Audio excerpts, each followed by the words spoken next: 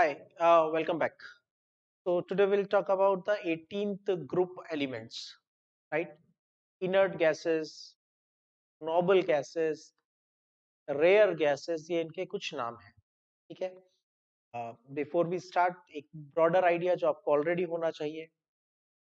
Inert gases जब Mendeleev periodic table बना था तो discover नहीं हुई थी, ठीक है?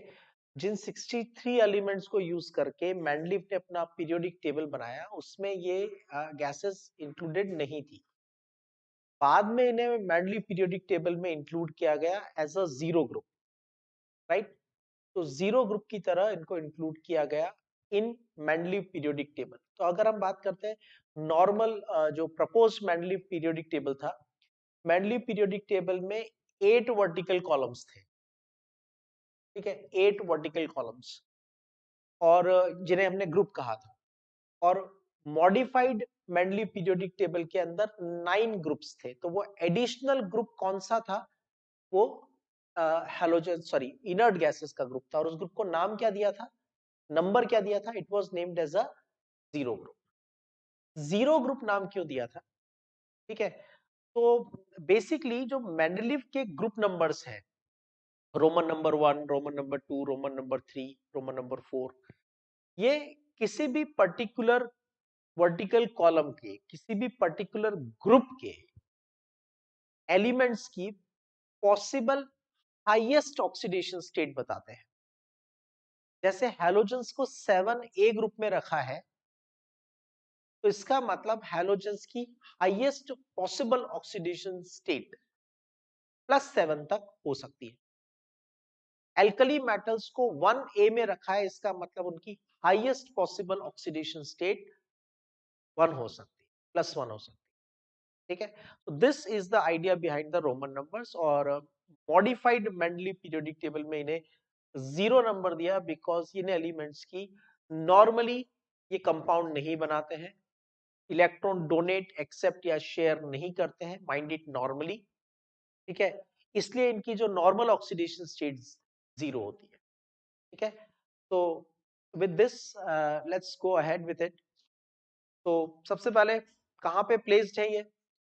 मॉडर्न पीरियोडिक टेबल में they are placed in the 18th group, right. Helium, neon, argon, krypton, xenon and radon. What are their atomic numbers? तो 2, 8, 8, 18, 18, 32, 32. फॉलो करो.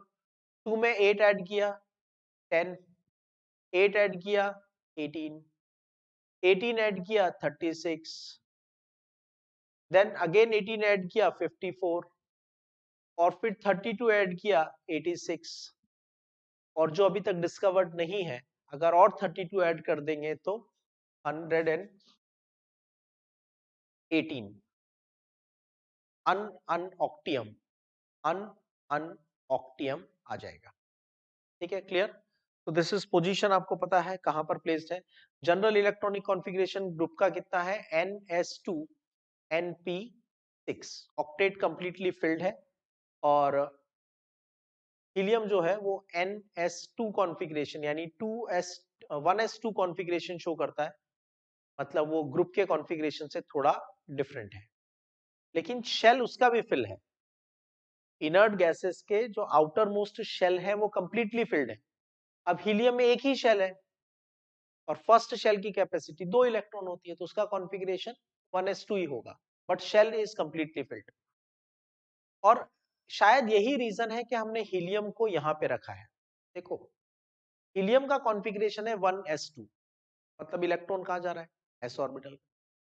तो it should be the pass of s block ना, यहां पे रखना चाहिए था इसको, यहां होना चाहिए था हीलियम. यहां नहीं रख के हमने यहां क्यों रखा है? What is the reason behind it? तो हीलियम को हमने यहाँ की जगह यहाँ प्लेस किया है. उसका मेन रीजन है क्योंकि उसका शेल कंप्लीटली फिल्ड है, उसकी जो प्रॉपर्टीज हैं वो बाकी के इनर्ट गैसेस से मैच करती है. ठीक है, तो हीलियम का लास्ट इलेक्ट्रॉन s ऑर्बिटल में गया है, still it is placed in the p block because of its completely filled shell.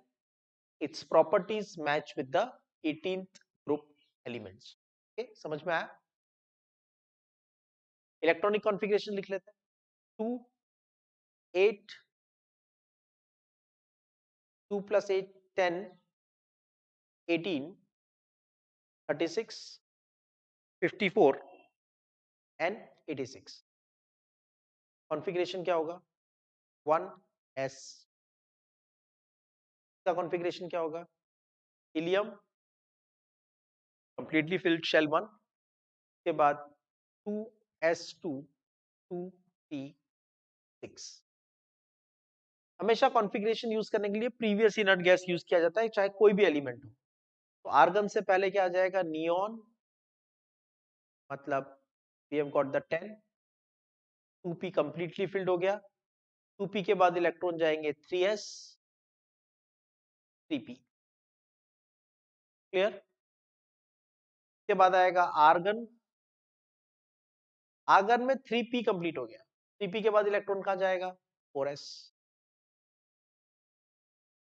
4s के बाद 4p में जाने से पहले इलेक्ट्रॉन जाता है 3d में। तो आर्गन 3d10 4s2 4p6। ठीक है। जेनॉन का कॉन्फ़िगरेशन लिखेंगे तो पहले लिखेंगे क्रिप्टन, 4p कंप्लीट हो गया तो इलेक्ट्रॉन जाएगा 5s, 5s के बाद इलेक्ट्रॉन जाएगा 4d और 4d के बाद इलेक्ट्रॉन जाएगा 5p में। तो krypton 3d10 3d10 4 5s2 5p6। Simple है, 11th स्टैंडर्ड का ही पार्ट है, सिर्फ एक बार हम यहाँ प्रैक्टिस कर रहे हैं। जेनॉन, जेनॉन में क्या होगा? दिस इज 5p कंप्लीट हो गया तो 6s, 6s के बाद इलेक्ट्रॉन किस में जाता है? 4f, 4f के बाद 5d और 5d के बाद 6p, अफबाउ प्रिंसिपल। तो 54 + 2 56, 54 + 2 56 + 14 + 10 + 6 + 14 करेंगे तो बन जाएगा 70 + 10 80 + 6 86। ठीक है। So these are the electronic configuration. तो जनरल इलेक्ट्रॉनिक कॉन्फ़िगरेशन क्या हो गया ग्रुप का? ns2 np6, लेकिन हीलियम उसमें एक्सेप्शन है, हीलियम का कॉन्फ़िगरेशन 1s2 है। बाकी के मेंबर्स का कॉन्फ़िगरेशन आउटर शेल में ns2 np6 है। Furthermore, helium has the stable duplet, बाकी सब एलिमेंट्स के पास ऑक्टेट है, इनके पास कंप्लीटली फिल्ड ऑक्टेट है और इसका कंप्लीटली फिल्ड डुप्लेट है, right? Now oxidation states of these elements will be zero. Why? Because oxidation state is the number of electrons donated accepted, right? While element changes to when element changes to compound. और दूसरे words में कहें तो जब किसी element के सभी bonds को ब्रेक करते हैं in a compound, when all the bonds of an atom in a compound are broken, effective loss or gain of electron is called oxidation number. CO2 में कार्बन का ऑक्सीडेशन नंबर +4 है, इसका मतलब CO2 के सभी bonds को break करो तो कार्बन के इफेक्टिवली 4 इलेक्ट्रॉन का लॉस हो जाता है। ठीक है। ग्लूकोज में कार्बन का एवरेज ऑक्सीडेशन नंबर 0 है, इसका मतलब ग्लूकोज के सभी बॉन्ड्स को अगर ब्रेक कर दिया जाए तो इफेक्टिवली एवरेज किसी कार्बन को इलेक्ट्रॉन का कोई लॉस नहीं होगा। Got the idea? ठीक है। So this is oxidation number इनका 0 होता है, इसका मतलब ये कंपाउंड ही एक्चुअली नहीं बनाते। ठीक है। when they are not forming compound, normally they are not forming compound। ठीक है। so we are considering their oxidation number is 0। लेकिन क्या हमेशा इनका ऑक्सीडेशन नंबर 0 होगा? ऐसा नहीं है। कुछ कंपाउंड, जेनॉन कुछ कंपाउंड्स बनाता है ऑक्सीजन के साथ, क्लोरीन के साथ, वहां उसकी ऑक्सीडेशन स्टेट +8 तक हो सकती है। ठीक है। why they are called as noble elements और why they are called as inert gases, दोनों का आंसर एक ही है, because they have the complete duplet or complete octet, and because of that they do not react with other element, and that is why they are called as inert gases। okay? why they are called as aerogens, एरोजन्स, जैसे hydrogen, hydrogen का मतलब होता है hydrazine, water से produce होने वाला element, ठीक है। तो वाटर का इलेक्ट्रोलिसिस करते हैं तो हाइड्रोजन बनता है, तो हाइड्रोजीन नाम देते हैं। वैसे एरोजन, एरोजन का मतलब है एयर से मिलने वाले एलिमेंट। इन एलिमेंट्स को नेचुरली हम एयर में से एक्सट्रैक्ट कर सकते हैं। एयर के टोटल वॉल्यूम का 1% इनर्ट गैसेस होती है, ठीक है। रेयर गैसेस क्यों बोलते हैं? क्योंकि बहुत कम क्वांटिटी में मिलती है, ठीक है। That is the reason they are called as the rare gases. Why and how you can say they are monoatomic? तो एक्चुअली हम इनका सीपी और सीवी, सीपी और सीवी का रेशियो फाइंड करते हैं। सीपी क्या होती है? Heat capacity at constant pressure. CV क्या होती है? Heat capacity at constant volume. CP और सीवी के रेशियो को बोलते हैं गामा। सीपी और सीवी के रेशियो को हम बोलते हैं गामा। गामा का मतलब होता है डिग्री ऑफ फ्रीडम, और डिग्री ऑफ फ्रीडम जब 1.66 आती है तो हम कहते हैं गैस मोनोएटॉमिक है, ठीक है। तो जब हम इनर्ट गैसेस का गामा फाइंड करते हैं, सीपीसीवी का रेशियो फाइंड करते हैं, तो that ratio comes 1.66, and that is why we are saying that these gases are monoatomic gases. And why they are, so we know their octet is complete, so they do not share electron, they do not prefer forming the chemical bond, okay. Which group they belong to? So modern table में they belong to 18th group, Mendeleev table में they belong to the 0 group, okay.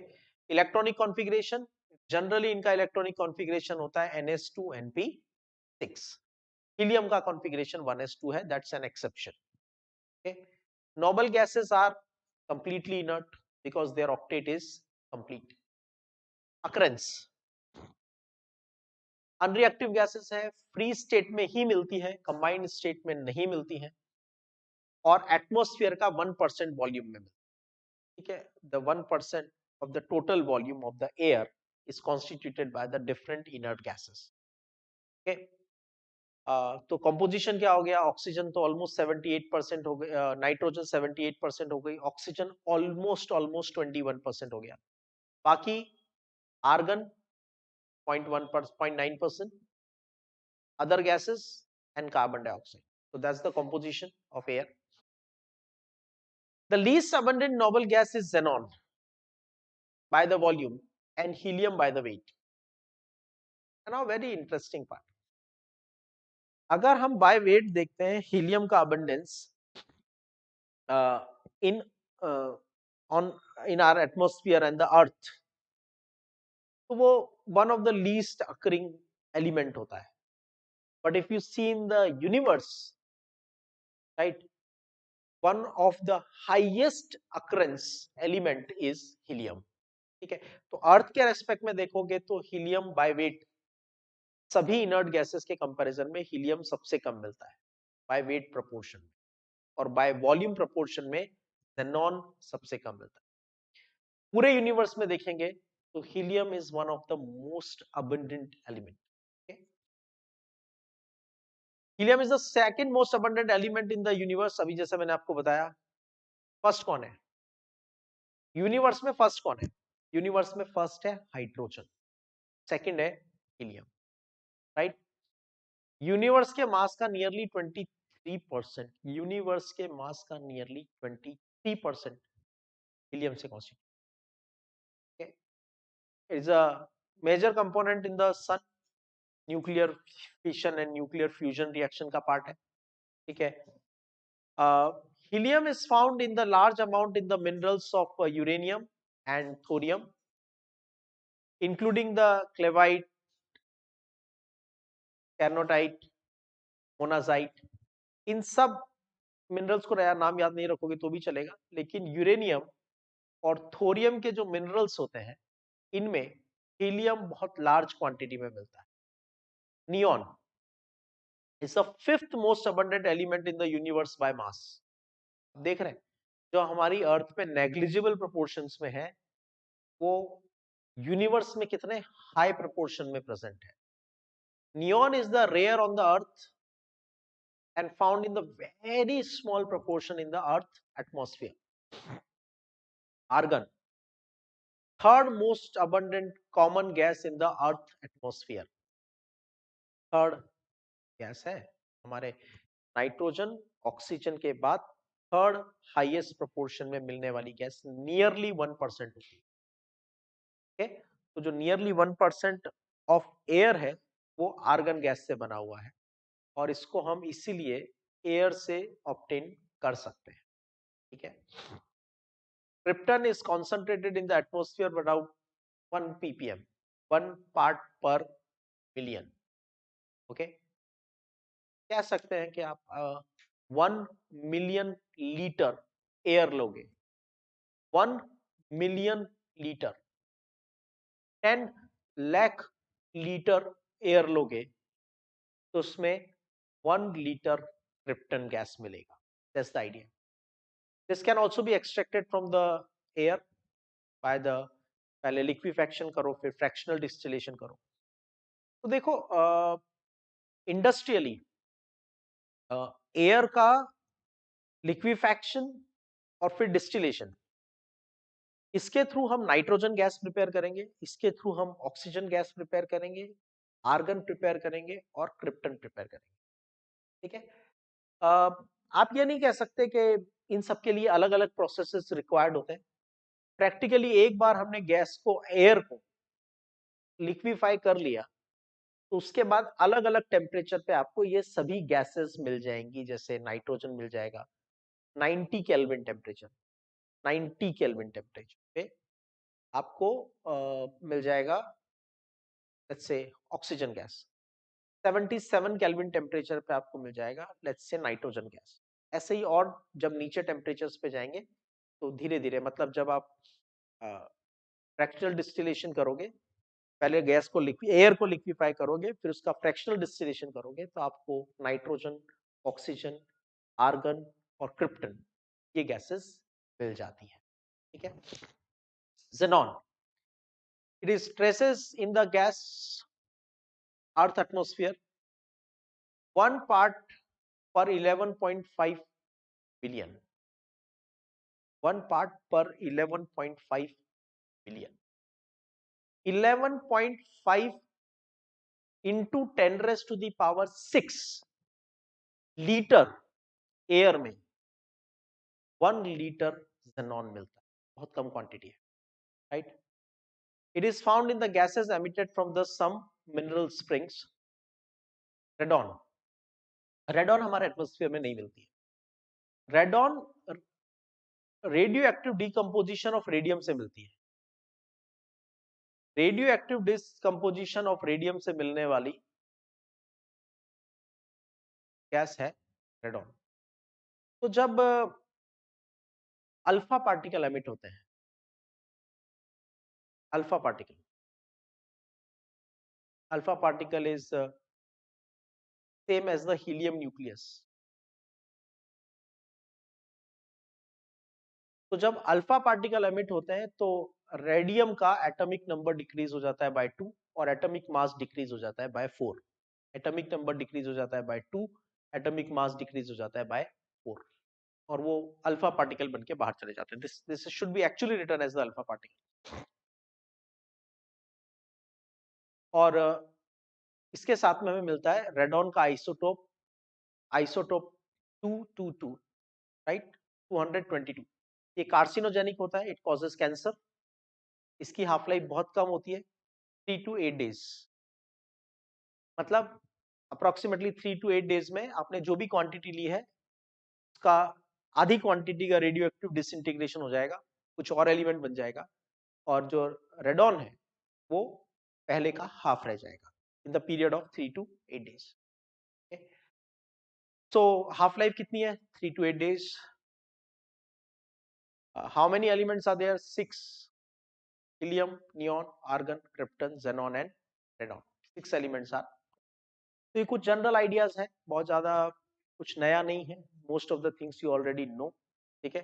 Next section में हम inert gases के बारे में और इनकी properties के बारे में discussion. This was just the introduction of the 18th group element.